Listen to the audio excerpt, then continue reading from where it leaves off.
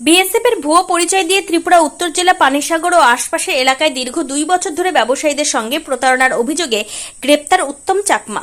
ভারতীয় সীমান্তরক্ষী বাহিনীর ভুয়ো পরিচয় দিয়ে দীর্ঘ প্রায় 2 বছর ধরে স্থানীয় ব্যবসায়ীদের সঙ্গে প্রতারণা করার চাঞ্চল্যকর অভিযোগ উঠল এক ব্যক্তির বিরুদ্ধে। ঘটনাটি ঘটেছে উত্তর ত্রিপুরা জেলার পানিসাগর মহকুমায়। অভিযুক্ত ব্যক্তির নাম উত্তম চাকমা। সে উনকোটি জেলার উজান মচমারা এলাকার বাসিন্দা বলে জানা গিয়েছে। প্রতারিত ব্যবসায়ীরা তাকে হাতে নাতে ধরে পানিসাগর থানার পুলিশের হাতে সোপর্দ করে। ক্ষুব্ধ ব্যবসায়ীরা জানিয়েছেন, ধৃত ব্যক্তি বিগত প্রায় 2 বছর ধরে পানিসাগর বাজার, চামটিলা, বিলথই সহ সংলগ্ন বিভিন্ন এলাকায় নিজেকে বিএসএফ জওয়ান হিসেবে পরিচয় দিয়ে ঘুরে বেড়াতেন।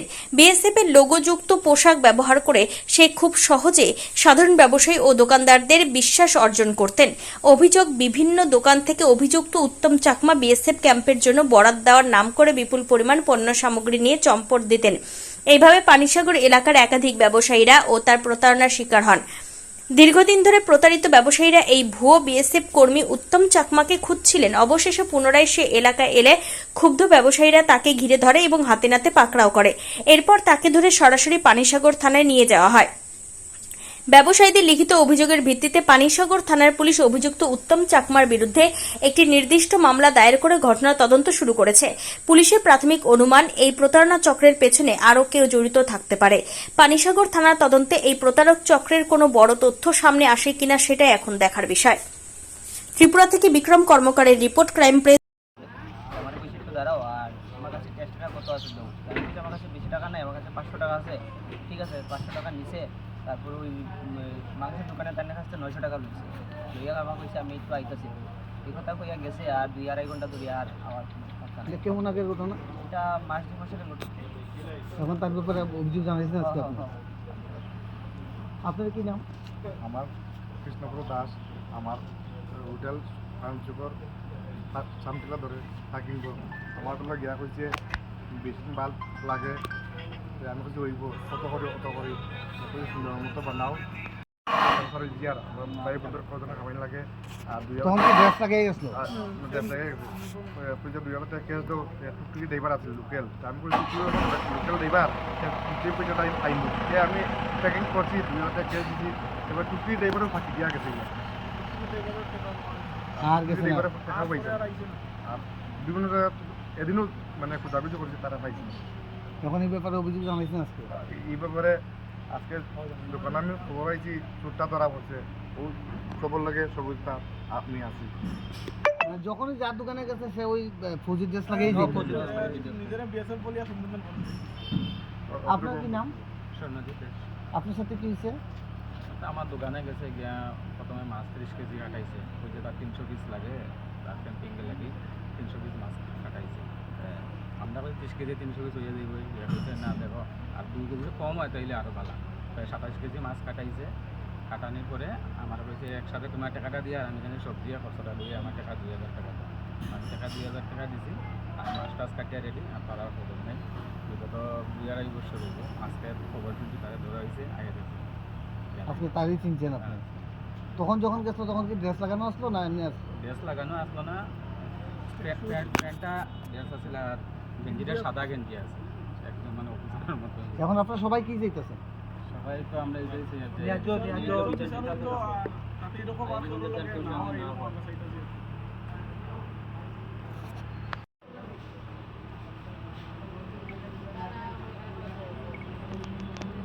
আমরা জানতে চাই আজকে পানিসাগর থানাতে আপনারা কি কারণে আইছেন, কি অভিযোগ দিতে আইছেন?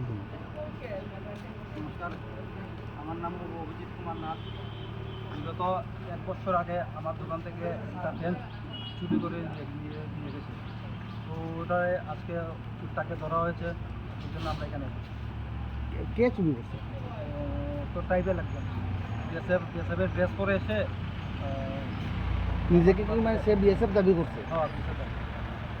আইয়া কি করছে? ফ্যানটা কীভাবে নিল? আপনার চিনেন না, জানান না, তারা কীভাবে বাকি দিলেন? তো আমরা তো যখন সকালবেলাও যখন দোকান খুলেছি তখন তো আমরা কাস্টমার এসেছে পুরো বিএসএফের পুরো ড্রেস একদম বডি সইতে একদম।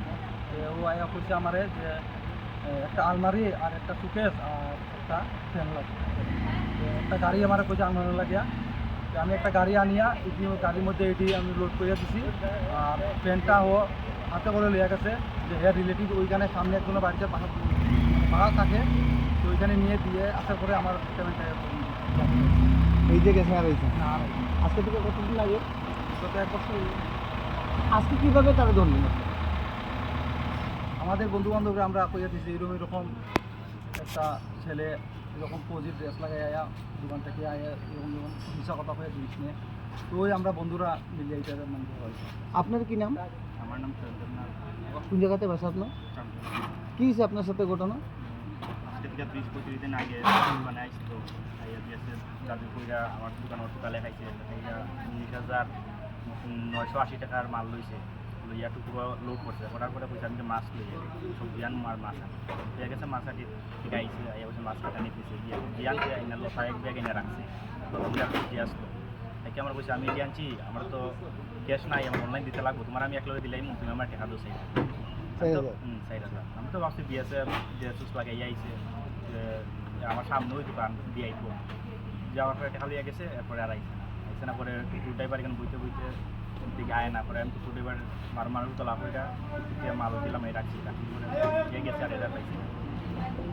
ওই আজকে পাইছেন তাহলে না? আজকে সকালে আমার তার নাম কি তো জানেন? উত্তম চাকমা। কোন জায়গাতে তার বাসা? বাসা এদিকে জাতলের দিকে চাইছে, আর শ্বশুর বাড়ি হইল দামসরা জহর। এই ব্যাপারে কি আপনারা লিখিত অভিযোগ জানিয়েছেন আজকে পঞ্চায়েত থানাতে? কী চাইতেছেন এখন?